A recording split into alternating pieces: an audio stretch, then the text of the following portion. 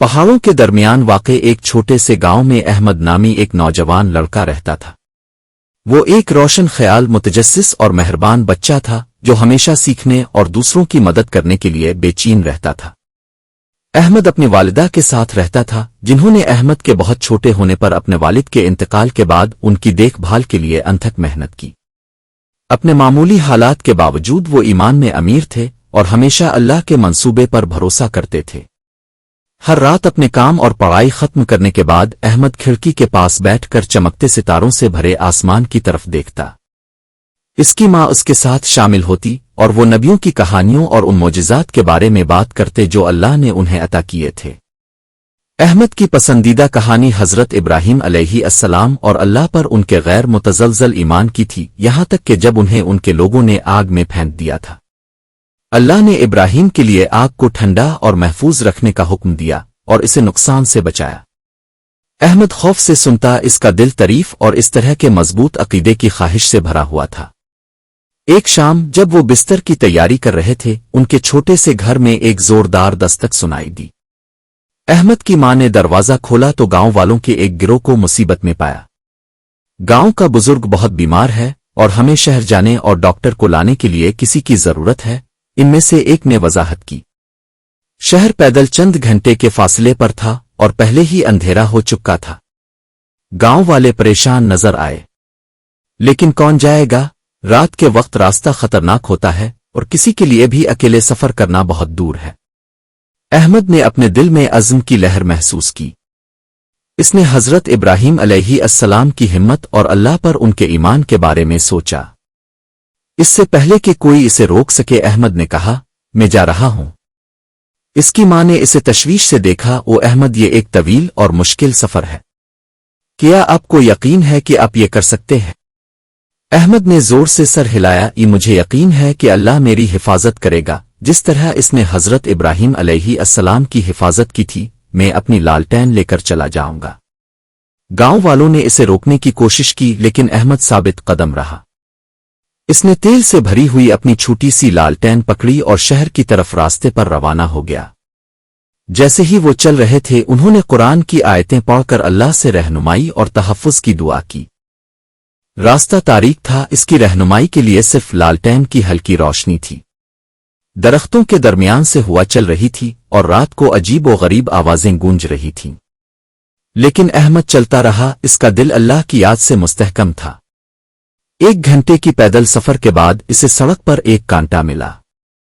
احمد ہچکچایا، اس بات کا یقین نہیں تھا کہ کون سا راستہ اختیار کرنا ہے۔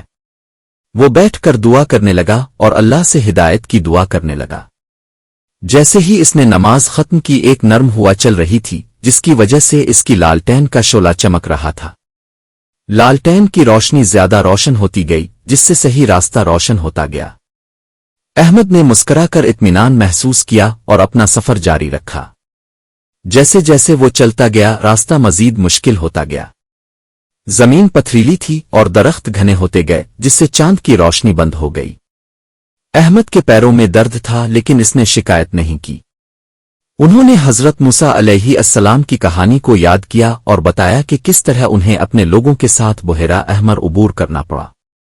اللہ پر ایمان رکھتے ہوئے موسیٰ نے اپنی لاٹھی سے سمندر کو مارا اور پانی الگ ہو گیا، جس سے وہ بحفاظت گزر سکے۔ احمد نے خود کو یاد دلایا کہ جس طرح اللہ نے موسیٰ کی مدد کی تھی، اسی طرح وہ بھی اس کی مدد کرے گا۔ اچانک احمد نے اپنے پیچھے سے ایک شور سنا۔ اس نے پلٹ کر دیکھا کہ اندھیرے سے دو چمکتی ہوئی آنکھیں اسے گھور رہی تھیں۔ اس کا دل دھڑکنے لگا، لیکن اسے یاد آیا کہ اللہ ہمیشہ ان لوگوں کے ساتھ ہے جو اس پر بھروسہ کرتے ہیں۔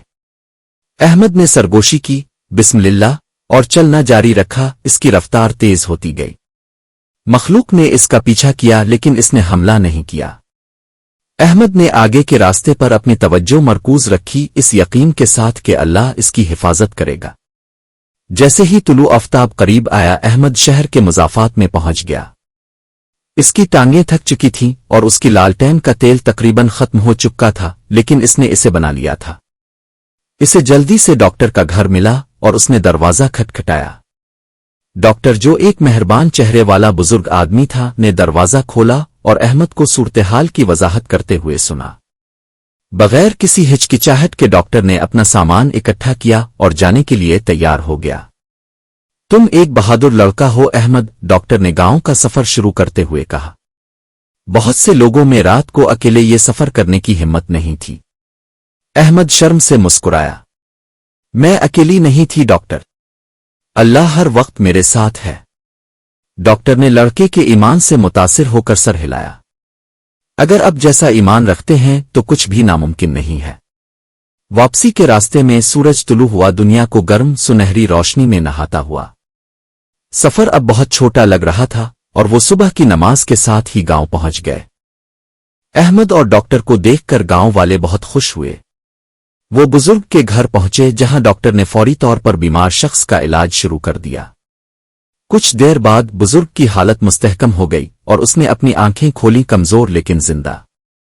گاؤں والوں نے ڈاکٹر کا بے حد شکریہ ادا کیا اور بزرگ نے احمد کی طرف آنسوؤں سے دیکھا۔ شکریہ احمد، بزرگ نے کانپتے ہوئے کہا، تم نے میری جان بچائی۔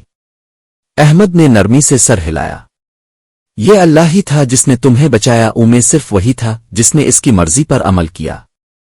گاؤں والوں نے احمد کی بہادری کی تعریف کی اور اس کی ماں نے اپنے بیٹے پر فخر کرتے ہوئے اسے مضبوطی سے گلے لگایا۔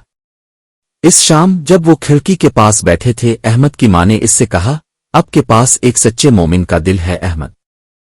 ہمیشہ یاد رکھیں کہ اللہ پر ایمان رکھنے سے آپ کسی بھی چیلنج پر قابو پا سکتے ہیں۔ احمد نے ستاروں کی طرف دیکھا اور گہرے سکون کا احساس محسوس کیا۔